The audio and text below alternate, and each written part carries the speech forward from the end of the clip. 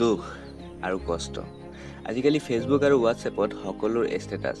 মই লাভ ফেইলিয়ৰ, মোক কোনোৱে ভাল নাপায়।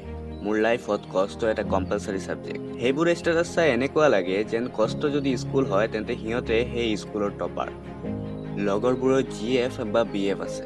মোৰ ব্ৰেকআপ হৈছে, সিহঁতে চাগে 40ত আছে। ময়ে কষ্টত আছোঁ।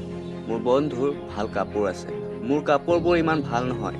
কেলা, এই পৃথিৱীত সকলোতকৈ বেছি কষ্টভোগী প্ৰাণী চাগে ময়ে। বন্ধু, কষ্ট অকল তোমাৰে হয়নে? গোটেই পৃথিৱীত কিমান মানুহ আছে? 7.8 বিলিয়ন। তাৰ ভিতৰত তুমিয়ে চাগে সকলোতকৈ বেছি কষ্টত আছা।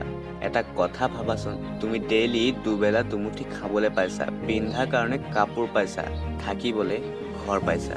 এইবাৰ সিহঁতৰ কথা ভাবা যিজনে এবেলা ভালকৈ খাবলৈ পোৱা নাই, থকাৰ কাৰণে সিহঁতৰ ওচৰত ঘৰ নাই আৰু পিন্ধাৰ কাৰণে ভাল কাপোৰো নাই।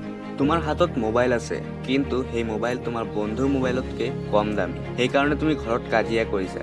একবাৰ ভাবা যে তোমাৰ লগত যোনটো আছে সেইটোৱে বহুতে নাপায়। তোমাৰ ভাগ্য বহুত ভাল, তুমি থকাৰ কাৰণে ঘৰ, ভোকৰ টাইমত খোৱা আৰু পিন্ধাৰ কাৰণে কাপোৰ পাইছা, টাইম কটোৱাৰ কাৰণে মোবাইলো পাইছা।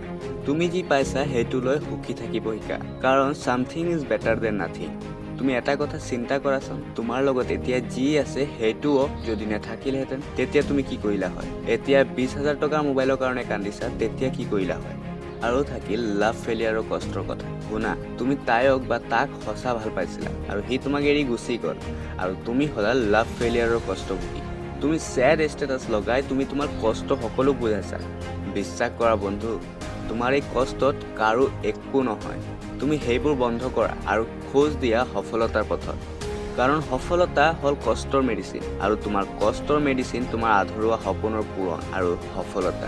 অ'কে, আজিৰ কাৰণে ইয়াতে শেষ কৰিছোঁ। ভিডিঅ'টো ভাল লাগিলে লাইক কৰিব, শ্বেয়াৰ কৰিব আৰু চেনেলটো ছাবস্ক্ৰাইব কৰি মোক সহায় কৰিব। থেংকছ ফৰ ৱাচিং, কিপ ছাপৰ্টিং, কিপ লাভিং।